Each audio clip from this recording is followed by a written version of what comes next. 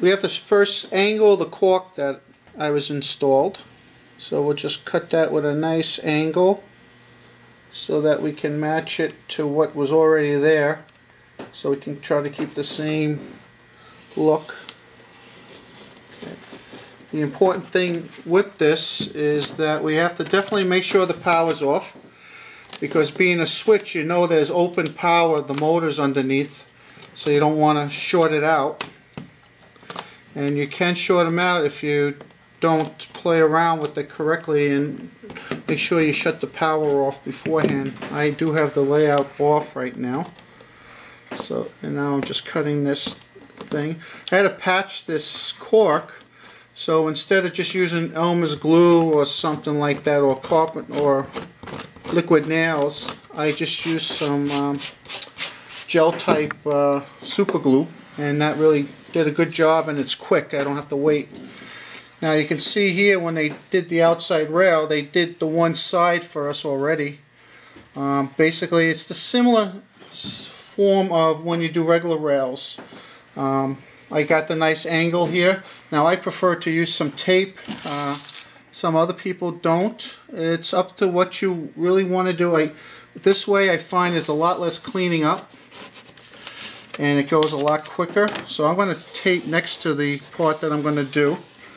And here, as in regular straight track or non-switches, you want to put down full strength, especially on that incline that you just cut, because no matter how much time you put into it, if you don't get the glue on that incline, your ballast is not going to stick and you're going to have some problems.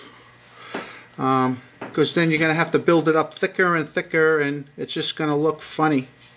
So now this, I basically will do that incline really well, and then I just come up on the rail, on the caulking, right next to the ties. Now once you get a layer on that tie, it's definitely going to hold whatever you put in between the ties. So you just keep working it, and you want to keep it pretty heavy. Unfortunately, this is not going to be easy. You got to be real careful, because you're trying not to put too much through the opening where the motor is, and if you do, you definitely don't want to turn on the layout at least for 24 hours to give everything a nice time to dry, so that when you turn the layout out, it doesn't short out your motor. I just use any size brush that you feel comfortable with.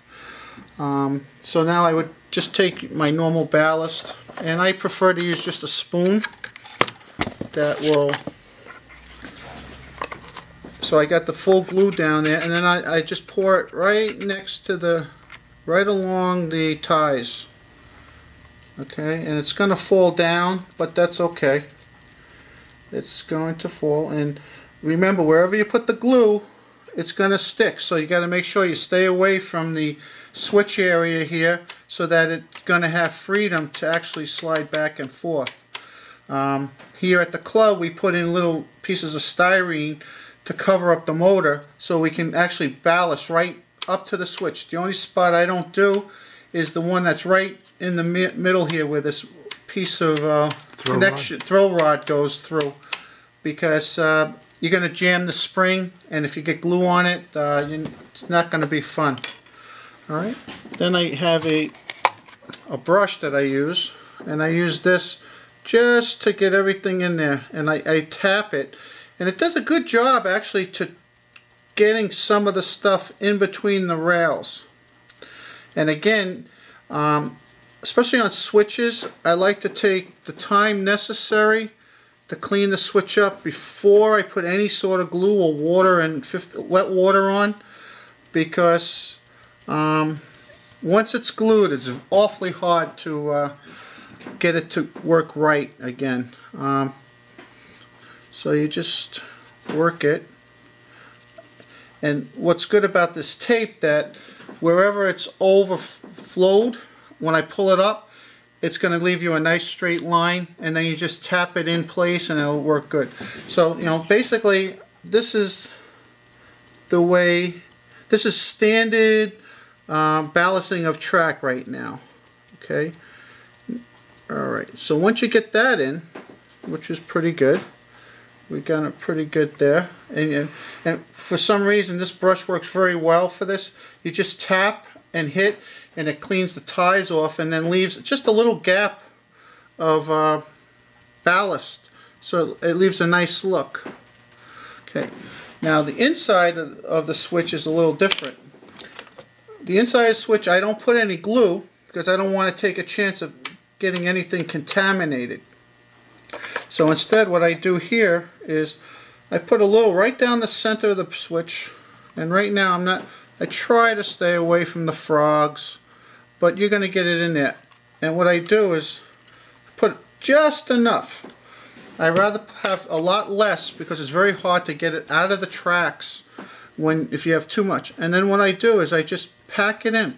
Now here I'm not going to fill up the ties like I would have done on the outside here. I'm going to just put enough so that it looks full, but it's going to be way under the tie so that it will not interrupt the opening and closing of the switch. And then I do basically whatever I can right now reach, moving it around, just like so. Alright, and you want to, when you're near the switch, especially this area here where you have the pivot points and the actual throw rod, that moves, so you got to definitely make sure you don't go anywhere above your ties. But everywhere else, it's the normal just ballasting. And then you just keep playing with it for a little while until you get that all out. And you want to get everywhere in there. And I just do it roughly right now. I don't worry about where the ballast is going other than I just try to level it out. Okay. And now over here I'm actually getting near the throw rod. So I'm going to put, you want just enough to cover the cork that the road bed, the bed that you put down, and in this case the styrene. But you don't want to go too thick, and it's pretty simple once you do it. And if you sit there and just tap, okay, you can get the one side, then you just switch the switch, get the other side, so you're getting it underneath the switch. And then once you're almost done, you just take it and clean off the edge. Okay, now this is, you don't have a straight edge, so you got to just work it until you can get it out past the switch, and you just leave it as waste. I just won't glue that portion so that it does look good and it looks filled. Okay, and again you do here, and you just play around. And I like this brush for some reason. You just take it and go on a slight angle, and it cleans off the ties. And I'm not going brushing, I'm more just pushing down, and it's pushing the ballast off the ties. If you see that, just pushing the ballast off the ties but leaving the other stuff behind. And you just do it until you get it all up. And this is where you got to spend that time to really clean it up, because once you glue it, picking it off does two things. First, you're going to leave a lot of scrape marks all over what you just painted as for rails, the rusty color on the rails.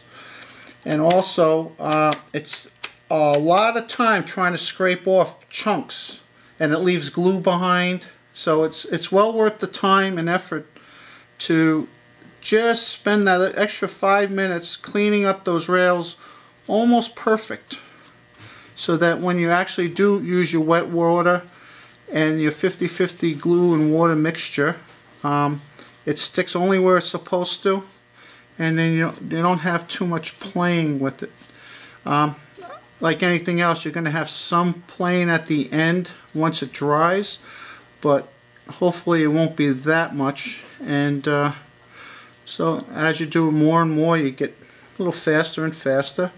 I know the first time I did a switch, it took me over an hour to do one switch, but you get better at it. And I know the biggest thing that I was doing, I was putting too much ballast down, and I ended up taking a lot more time getting the ballast off the rail than I was getting it to sit where it's supposed to. Because if you have extra, you have too much. What I did find that if you do have too much extra and you want to get rid of it, you can just wet the tip of your brush, just dab it, and it comes right off. It sticks to the wet brush. Dry ballast. Yes. It'll just stick to the wet brush. Once you wet it, it's awfully hard to adjust it because it sticks to whatever brush you're using. And what I do use though at the end is I will use it's a tapered foam brush like this. And what I would do with this, once I have the glue on and it's all ready, I just go like that and I just bring it up slowly. It doesn't adhere to the foam brush, but it'll give you a nice angle and it cleans it up nicely. Okay, now we're almost there. And now what you want to do is, as you're playing around with this and adjusting the ballast, you want to leave the switch open and maybe close it, get this edge in here. Same thing, you just want to get it out. And you see, if you see any that's moving, you can just give it a little tap just to level it out more again. And because you do have in these switches, in the Pico switches, you do have two little tabs on either end here. Now if I was going to spray this with the glue and water solution, I would have to cover those with like Vaseline so you can clean them up off afterwards. But what I chose to do on the switches and a lot of the ballasting I do is I just use an eyedropper and a 50-50 solution, so I can be very particular where it's going.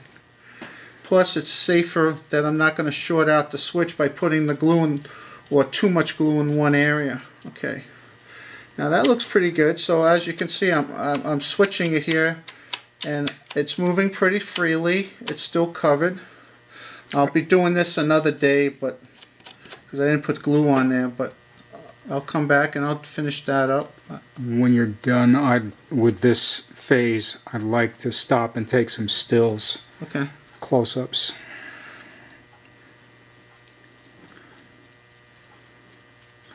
And unfortunately you do waste some ballast. Now I'm ready to really do a little cleaning up here. So I want to get a real small stiff brush. I use this for another glue brush, but it ends up being very stiff, and you can clean out your rails flange wise. Yeah, the flanges, so that because if the glue gets in there and it catches that, it's very hard to get it out. So I take the few seconds now, again, take the time in the beginning, which will save you on the other end with cleaning up, because cleaning up is not a fun thing and it's an awfully amount of time wasted if you just take that extra few minutes. Okay. And I'm only going here because I just want to keep to the switch part, which is the whole idea of this demonstration. Okay, and as you can see here, I came up, but the throw rod area is still clean. I did put some underneath there, which is, oh, something came off the brush. Again, you want to clean everything off perfect.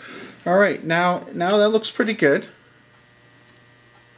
Alright, and now we would be, right now the next step would be is a little wet water, and then we will do some gluing. I just finished cleaning these up, and if you be careful inside these two areas where you're switching it over and over, you make sure it's filled but not overfilled, so that it doesn't jam the switches, all the little tabs on your Pico switches. You want to make sure you don't put too much ballast in there that's going to jam that. Okay. Alright, now I usually just take a nice 50, it's a water, it's called wet water. It's a bottle of water with maybe 1 or 2 squirts of detergent in it. Doesn't matter what type of detergent. And then you want to go through. Don't spray towards the camera, please. Okay. You want to spray this way. Okay, and you just want to try to get it as a rain. You don't want everything to move around. You want a nice fine mist. Right now, this is from the Scenic Woodland series of sprayer. Eventually, I'm going to try going with something like a plant mister. I want to see how that works. Okay, now you can see that even with how careful we were, you got some. Now you can just push a little of it back and just go with just the pieces that you want to move. You don't want to go on everything, or else you're going to pick it up. And you can see I have a couple of pieces here that are actually blown up on the rail. So you definitely want to move those out of the way. And just take that extra 2 seconds, and it will be well worth the time on the other side, where, you know, trying to peel this off later on, it'll probably take you 3 times as long, and you're actually going to ruin the look of your tracks from you spent all that time putting the rust color on. You'll be scraping the rust color off, and then you have to go back and hand paint it. And I had done that once for 2 switches that I had, and you don't want to do that. A lot of time is wasted doing that. So it's well worth the time to do this now. Okay, and you just take some time. Keep in mind that you're going to move stuff around, but it's worth the time. And what's up? Like if you have a spot. Okay, what, about 2:30? You have something that is stuck. Okay. You just go like that. That one piece will stick to your brush, and you can pull it right off. Bye-bye. All right. And you got to do it fast, because you got to keep in mind you have to keep that wet so that the glue and water solution that you're going to put on now actually it goes through. This detergent is in there for surfactant, which changes the surface tension, and it's definitely makes it sink into the bottom, so you're not just sealing up the top of the ballasting.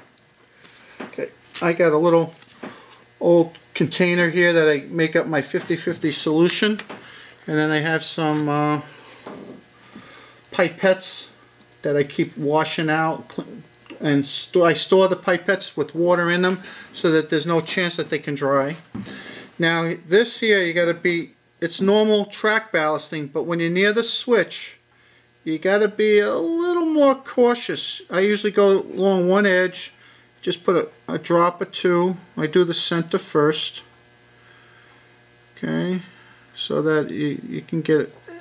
You don't want to miss any spots. So, and then you can go like this. But when you get near the motor, you want to be a little more, not as generous with it, because if you don't want it to actually go down into the motor cavity. That's why I recommend, you know, overnight at least. Let everything dry, so even if it does get on the motor, it's not going to short it out. Okay. Now that I got that side, what I'm going to do is switch to the other side and get along this edge. Make sure. If you get it on the ties, it's no problem, because it will not change the look of your ties. Even it's a Elmer's glue, so it does dry clear. But it, you know, at first I was concerned that it was going to give it a shine, and it doesn't change it at all. So you don't worry. I don't worry about getting it on the ties anymore.